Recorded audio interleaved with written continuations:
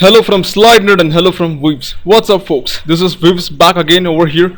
In this video, I'm going to show you guys how to do the relative layout using Java code. In the last video, I discussed about the theoretical stuff behind that, blah blah blah, right? So in this video, let's actually get into action and get this thing running. So here, I have my source folder inside this project, which is called relative layout in code. Again, I have written nothing inside. This is whatever Android has created by default. I'm using Android developer tools over here. So I go to my main activity. So this is where I need to write all the code for making my relative layout using Java code. So first, let me remove this method, which is for the menu. Control S for saving stuff. Minimize this window on the left side. Alright, so first step is to create the view and view group objects as per the last video which we guys discussed. So first, let me make the object for relative layout over here. I'll call it main. Then I need to make my edit text. There will be two of them. One is the username value which you enter over here, and the other is the password value which you enter over here. I'm gonna call them the same thing. I'm gonna call this username value and password value. Then again, there is this message which says please log in first. I'm gonna call that as message. Then there is a username and there is the password, right? So let me go and make some text view for that. I'm gonna say text view. I'm gonna say message, username and password, right? Last but not the least, I have this button which says login over here. Now if you guys see, there is this login failed over here. Now remember, based on what the user enter values over here and it clicks login, maybe there is a web service that will authenticate that value, or maybe it will be corrected from checked from a database to check if the value is relevant or not. Now since I have not discussed about databases or cloud-based storage so far, I'm not going to implement this part about username and password which says login failed or successful. So in short, we won't consider this for now. We are going to simply take this button which says login. So here I'm going to go down and say button login. Alright, at this point you guys have noticed this for long enough. It says a lot of errors over here. I'm going to just press Ctrl 1 on this. Import relative layout. So all the necessary inputs have been made. Now remember, we have just created references for each of them. Now what I'm going to do here inside my code, whatever code I'm going to write is actually going to be inside this on create method, right? So first let me initialize each of them by saying main is new relative layout. I'm going to pass a reference of this inside. Now what does this mean? This is a reference to this main activity. Now remember, main activity extends activity, activity extends context, and all these constructors require a context object inside. Now if you guys don't believe me on this one, just take a look over here. I'll say username value, which is my edit text, equals to new edit text, and there you can see it says context. So context is a required attribute over here, right? So for the context, I'm going to pass simply this, which is a subclass and subclass, right? So here again, I'm going to initialize all of them the same way. Alright, so at this point I have initialized all my view and view group objects, which you guys can see pretty simply over here. Alright, so as you guys notice over here, it's getting very messy. So what I'm gonna do is I'm gonna put all these initializations inside a separate method. I'm gonna just Control X, cut that, right? Create a method over here which will be called init. Yep, private void init. And inside this method, I'm gonna paste the stuff whichever I created, and then I'm gonna call this init method simply above.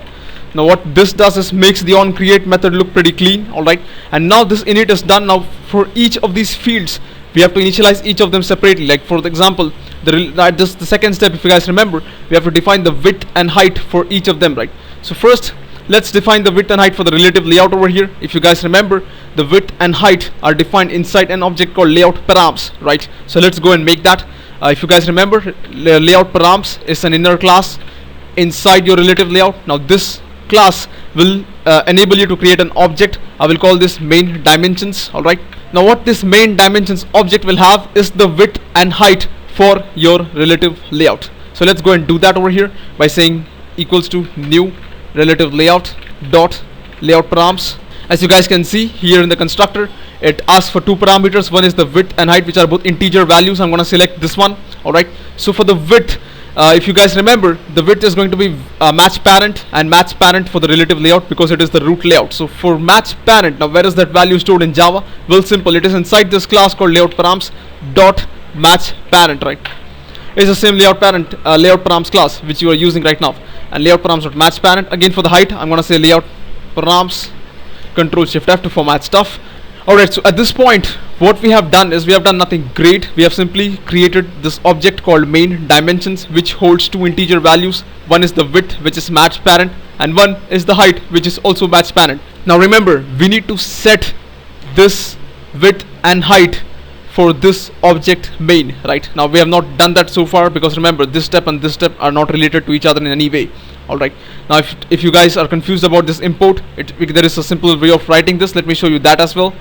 Here I can go to the top, and as you guys can see, it says import android.widget or relative layout params. It's been imported, so we don't need to use this namespace of relative layout over here. We can directly write layout params when you do that import like that, and still no issues, right? That's working perfectly. So here, next step is to actually set that width and height for that relative layout. For that, I'm going to use the statement which is going to say main.set layout params, and here I'm going to pass my main dimensions inside, and we are done, right?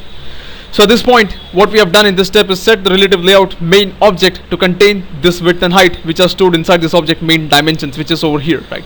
Now we need to repeat this same step for all these user interface controls. So one by one, let's go ahead and initialize each of them, and we need to also set additional properties. So first, let me do one thing. First, let me make this one which says please login first. For that, I'm going to make a separate method over here, which is going to say create message text view.